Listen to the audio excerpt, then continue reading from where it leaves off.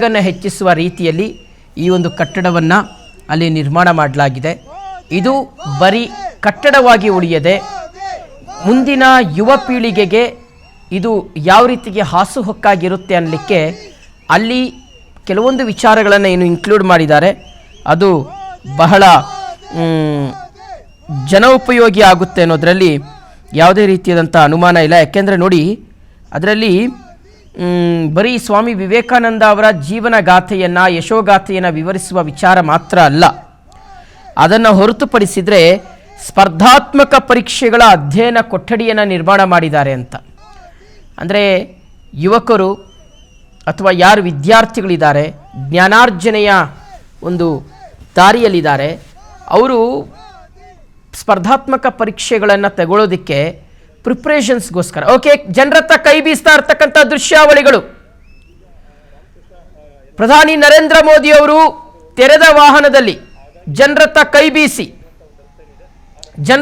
ಬೀಸಿ ಈಗ ವಿವೇಕ ಸ್ಮಾರಕದ ಒಳಗೆ ತೆರಳುತ್ತಾ ಇರ್ತಕ್ಕಂಥ ದೃಶ್ಯಾವಳಿಗಳನ್ನು ಗಮನಿಸ್ತಾ ಇದ್ದೀರಾ. ಲಕ್ಷಾಂತರ ಸಂಖ್ಯೆಯಲ್ಲಿ ಜನರಲ್ಲಿ ಸೇರಿದ್ದಾರೆ.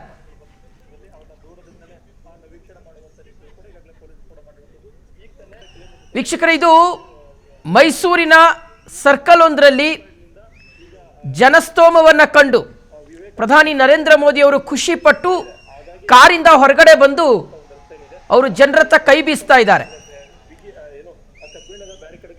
ಜನರ ಅಭಿಮಾನ, ಜನಸ್ತೋಮವನ್ನು ನೋಡಿದಂಥ ಪ್ರಧಾನಿ ನರೇಂದ್ರ ಮೋದಿ ಅವರು ಸಂಚರಿಸ್ತಾ ಇದ್ದಂಥ ಟೈಮ್ನಲ್ಲಿ ಕಾರಿಂದ ಹೊರಗಡೆ ಬಂದು ಇಳಿದು ಜನರತ್ತ ಕೈ ಬೀಸಿ ಜನರೊಂದಿಗೆ ಸಮಯವನ್ನು ಕಳೆಯುವ ಒಂದು ಪ್ರಯತ್ನವನ್ನು ಮಾಡಿದ್ದಾರೆ. ಮೈಸೂರಿನ ಸರ್ಕಲ್ ಒಂದರಲ್ಲಿ ಸಾವಿರಾರು ಸಂಖ್ಯೆಯಲ್ಲಿ ಜನರಲ್ಲಿ ಸೇರಿದ್ದಾರೆ.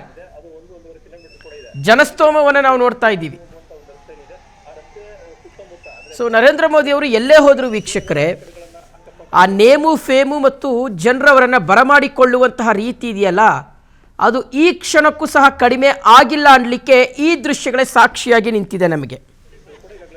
ನೋಡಿ, ನರೇಂದ್ರ ಮೋದಿಯವರು 2014ರ ಲೋಕಸಭೆ ಚುನಾವಣೆಯ ಸಂದರ್ಭದಲ್ಲಿ ಯಾವ ಒಂದು ಜನಪ್ರಿಯತೆಯನ್ನು ಹೊಂದಿದ್ರೋ, ಈಗ ಆ ಜನಪ್ರಿಯತೆ ನೂರ್ಮಡಿಯಾಗಿದೆಯೇ ವಿನಃ ಎಲ್ಲೂ ಸಹ ಕಡಿಮೆ ಆಗಿಲ್ಲ ಅನ್ನಲಿಕ್ಕೆ ಈ ದೃಶ್ಯಗಳು ಇವತ್ತು ನಮಗೆ ಸಾಕ್ಷಿಯನ್ನು ಹೇಳ್ತಾ ಇದೆ. ಬರೀ ಭಾರತ ಮಾತ್ರ ಅಲ್ಲ, ವಿದೇಶಗಳಿಗೆ ಹೋದಂಥ ಸಂದರ್ಭದಲ್ಲೂ ವಿದೇಶದಲ್ಲಿ ನೆಲೆಸಿರ್ತಕ್ಕಂತಹ ಅನಿವಾಸಿ ಭಾರತೀಯರು ಯಾವ ರೀತಿಗೆ ಪ್ರಧಾನಿ ನರೇಂದ್ರ ಮೋದಿ ಅವರನ್ನು ಬಹಳ ಪ್ರೀತಿ, ಗೌರವ, ಆದರದಿಂದ ಸ್ವಾಗತ ಮಾಡಿಕೊಳ್ತಾರೆ. ಮತ್ತು ಆಯಾ ದೇಶಗಳಲ್ಲಿರ್ತಕ್ಕಂಥ ಸರ್ಕಾರಗಳು ಆಯಾ ದೇಶಗಳ ಉನ್ನತ ನಾಗರಿಕ ಪ್ರಶಸ್ತಿಯನ್ನು ಪ್ರಧಾನಿ ನರೇಂದ್ರ ಮೋದಿ ಅವರಿಗೆ ಕೊಟ್ಟು ಗೌರವಿಸಿರ್ತಕ್ಕಂಥ ರೀತಿಯಾಗಿರಬಹುದು. ಇದೆಲ್ಲವನ್ನು ನಾವು ಈ ಸಂದರ್ಭದಲ್ಲಿ ನೆನಪಿಸ್ಕೊಳ್ತಾ ನರೇಂದ್ರ ಮೋದಿಯವರನ್ನು ಮೈಸೂರಿಗರು ಇವತ್ತು ಆಹ್ವಾನ ಮಾಡಿರ್ತಕ್ಕಂಥ ರೀತಿ, ಸೊ ಬಹಳ ಖುಷಿಯಾಗಿ ನರೇಂದ್ರ ಮೋದಿಯವರು ಜನರತ್ತ ಕೈ ಬೀಸ್ತಾ ಇದ್ದಾರೆ. ಬಹುಶಃ ಇದು ಬರೀ ಒಂದು ಫಾರ್ಮಲ್ ಕಾರ್ಯಕ್ರಮ ಆಗದೆ, ಔಪಚಾರಿಕವಾಗಿರ್ತಕ್ಕಂಥ ಕಾರ್ಯಕ್ರಮ ಆಗದೆ, ತಾನು ಜನರೊಂದಿಗೆ ಯಾವುದೇ ಸಂದರ್ಭದಲ್ಲೂ ಬೆರೆಯೋದಿಕ್ಕೆ ಸಿದ್ಧ, ನಾನು ನಿಮ್ಮ ಸೇವಕ, ಪ್ರಧಾನ ಸೇವಕ ಅಂತ ಏನು ಪದೇ ಪದೇ ಪ್ರಧಾನಿ ನರೇಂದ್ರ ಮೋದಿ ಅವರು ಹೇಳ್ತಾ ಇರ್ತಾರೆ, ಆ ಮಾತಿಗೆ ಅರ್ಥ ಬರುವ ರೀತಿಯಲ್ಲಿ ಇವತ್ತು ಮೈಸೂರಿಗೆ ಬಂದಂಥ ಸಂದರ್ಭದಲ್ಲೂ ಕೂಡ ತನಗೋಸ್ಕರ ಇಷ್ಟು ವೆಯ್ಟ್ ಮಾಡಿದೆ. ಯಾಕಂದರೆ ಅಲ್ಲಿ ನಿಂತ್ಕೊಳ್ಳೋದು ಅಂದರೆ ವೀಕ್ಷಕರೇ ಸುಮಾರು ಗಂಟೆಗಳಿಂದಲೂ ಸಹ ನರೇಂದ್ರ ಮೋದಿ ಅವ್ರಿಗೋಸ್ಕರ ಕಾದು ನಿಂತಿರ್ತಾರೆ. ಅದೇನು ಒಂದು 10 ನಿಮಿಷ 20 ನಿಮಿಷ ಹಿಂದೆ ಸೇರಿರ್ತಕ್ಕಂಥ ಕ್ರೌಡ್ ಅಲ್ಲ, ಅದು ಸುಮಾರು ಗಂಟೆಗಳಿಂದ ಬೆಳಗ್ಗೆ 10 ಗಂಟೆ 11 ಗಂಟೆಯಿಂದಲೂ ವೆಯ್ಟ್ ಮಾಡ್ತಾ ಇರ್ತಾರೆ. ಸೊ ಹಾಗೆ ವೆಯ್ಟ್ ಮಾಡ್ತಾ ಇದ್ದಂಥ ಜನರಿಗೆ ತನ್ನ ಒಂದು ದರ್ಶನ, ತಾನು ಜನರಿಗೆ ಮುಖ ತೋರಿಸುವಂಥ ರೀತಿ ಇದೆಯಲ್ಲ, ಅದು ಎಲ್ಲೋ ಒಂದು ಕಡೆ ಜನರಿಗೆ ಇಷ್ಟ ಆಗುತ್ತೆ ಅಂತ.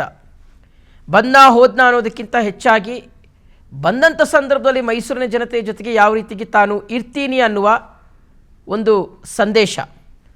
ಮಗದೊಂದು ಕಡೆ ವೀಕ್ಷಕರೇ, ಸಾಂಸ್ಕೃತಿಕ ನಗರಿಯ ಬಗ್ಗೆ ನರೇಂದ್ರ ಮೋದಿ ಅವರಿಗೆ ಅಪಾರವಾಗಿರ್ತಕ್ಕಂಥ ಗೌರವ ಇದೆ. ಯಾಕೆಂದರೆ ಇಲ್ಲಿನ ಸಂಸ್ಕೃತಿ, ಐತಿಹಾಸಿಕ ಹಿನ್ನೆಲೆ, ಆಮೇಲೆ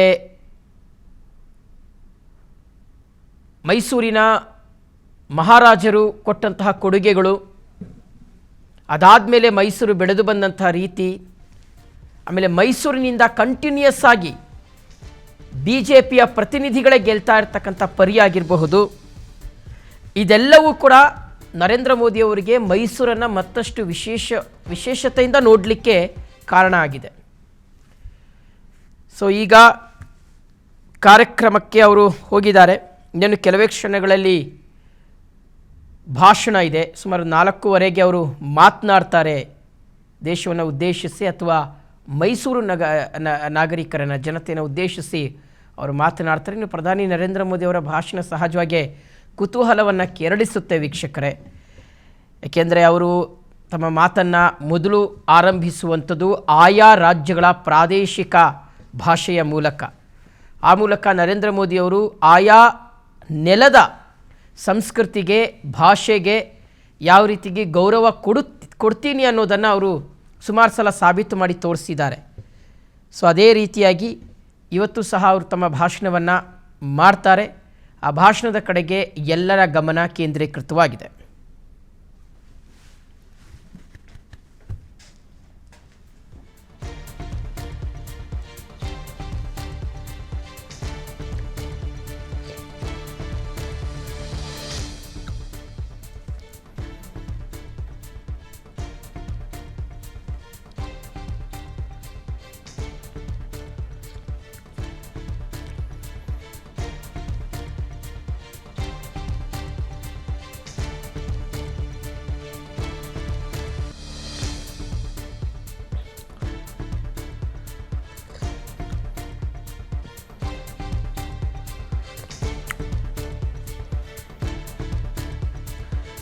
ಓಕೆ, ಪ್ರಧಾನಿ ನರೇಂದ್ರ ಮೋದಿ ಅವರನ್ನ ರಾಜ್ಯಪಾಲರಾದಂಥ ಥಾವರ್ ಚಂದ್ ಗೆಹ್ಲೋಟ್ ಅವರು, ಮುಖ್ಯಮಂತ್ರಿ DK ಶಿವಕುಮಾರ್ ಅವರು ಮತ್ತು BJP ರಾಜ್ಯಾಧ್ಯಕ್ಷರಾದಂತಹ BY ವಿಜೇಂದ್ರ ಅವರು ವೆಲ್ಕಮ್ ಮಾಡಿಕೊಂಡಿದ್ದಾರೆ. ಹೆಲಿಪ್ಯಾಡ್ಗೆ ಬಂದಂಥ ಸಂದರ್ಭದಲ್ಲಿ ಮೂವರು ನಾಯಕರು ಪ್ರಧಾನಿ ನರೇಂದ್ರ ಮೋದಿ ಅವರನ್ನು ವೆಲ್ಕಮ್ ಮಾಡಿಕೊಂಡಿದ್ದಾರೆ. ನೋಡಿ, ನರೇಂದ್ರ ಮೋದಿ ಅವರನ್ನು ಸ್ವಾಗತ ಮಾಡ್ತಾ ಇರ್ತಕ್ಕಂಥ ಒಂದು ಸಂದರ್ಭವನ್ನು ಗಮನಿಸ್ತಾ ಇದ್ದೀರಾ. ರಾಜ್ಯಪಾಲರಾದಂತಹ ಥಾವರ್ ಚಂದ್ ಗೆಹ್ಲೋಟ್ ಅವರು, ಮುಖ್ಯಮಂತ್ರಿ DK ಶಿವಕುಮಾರ್ ಅವರು ಮತ್ತು BJP ರಾಜ್ಯಾಧ್ಯಕ್ಷರಾಗಿರುವಂಥ BY ವಿಜೇಂದ್ರ ಅವರು ಪ್ರಧಾನಿ ನರೇಂದ್ರ ಮೋದಿ ಅವರನ್ನು ಬರಮಾಡಿಕೊಂಡಿದ್ದಾರೆ, ಸ್ವಾಗತ ಮಾಡಿದ್ದಾರೆ. ಅದರ ದೃಶ್ಯಾವಳಿಗಳನ್ನು ಗಮನಿಸ್ತಾ ಇದ್ದೀರಾ. ಬಹಳ ವಿಶೇಷವಾಗಿರ್ತಕ್ಕಂಥ ಸಂದರ್ಭ ಇದು. ಏಕೆಂದರೆ DK ಶಿವಕುಮಾರ್ ಅವರು ಇವತ್ತು ಮೈಸೂರಿಗೆ ಏನು ಬಂದಿದ್ದಾರಲ್ಲ, ಫಸ್ಟ್ ಟೈಮ್ ಅವರು ಮೈಸೂರಿಗೆ ಬಂದಿರೋದು ಮುಖ್ಯಮಂತ್ರಿಗಳಾದ ಬಳಿಕ. ಆಮೇಲೆ ನರೇಂದ್ರ ಮೋದಿಯವರನ್ನು ಅವರು ಬರಮಾಡ್ಕೊಳ್ತಾ ಇರ್ತಕ್ಕಂಥ ರೀತಿ, ಆ ಔಪಚಾರಿಕತೆ ಅನ್ನುವಂಥದ್ದು ಇದೆಯಲ್ಲ, ಇದು ಬಹಳ ಮುಖ್ಯ ಆಗುತ್ತೆ ರಾಜಕಾರಣದಲ್ಲಿ. ಈಗ ಕೆಲವೊಂದು ಸಂದರ್ಭಗಳಲ್ಲಿ ಪಕ್ಷಭೇದ ಆಗಿರಬಹುದು, ಸೈದ್ಧಾಂತಿಕ ಭಿನ್ನಾಭಿಪ್ರಾಯಗಳಾಗಿರಬಹುದು, ಇದೆಲ್ಲವನ್ನು ಸಹ ಪಕ್ಕಕ್ಕಿಟ್ಟು ಯಾವ ರೀತಿಯಾಗಿ ಒಬ್ಬ ದೇಶದ ಪ್ರಧಾನಿಯನ್ನು ನಾವು ಬರಮಾಡ್ಕೊಳ್ಬಹುದು, ಭಾಳ ಪ್ರೀತಿ, ಗೌರವ, ಆಪ್ಯಾಯಮಾನದಿಂದ ಬರಮಾಡ್ಕೊಳ್ಬಹುದು ಅನ್ನೋದನ್ನು DK ಶಿವಕುಮಾರ್ ಅವರು ತೋರಿಸ್ತಾ ಇದ್ದಾರೆ. ಹಸನ್ಮುಖಿಯಾಗಿ ನಗನಗುತ್ತಾ ಪ್ರಧಾನಿ ನರೇಂದ್ರ ಮೋದಿ ಅವರನ್ನು ವೆಲ್ಕಮ್ ಮಾಡ್ಕೊಳ್ತಾ ಇದ್ದಾರೆ. ಹಾಗೆ ನೋಡಿದರೆ DK ಶಿವಕುಮಾರ್ ಅವರು CM ಆದ ಬಳಿಕ ಫಸ್ಟ್ ಟೈಮ್ ನರೇಂದ್ರ ಮೋದಿ ಅವರು ಸಹ ಬರ್ತಾ ಇರೋದು. ಈ ಹಿಂದೆ ಬೇರೆ ಬೇರೆ ಸಂದರ್ಭಗಳಲ್ಲಿ ನರೇಂದ್ರ ಮೋದಿ ಅವರು ಬಂದಿದ್ದಾರೆ.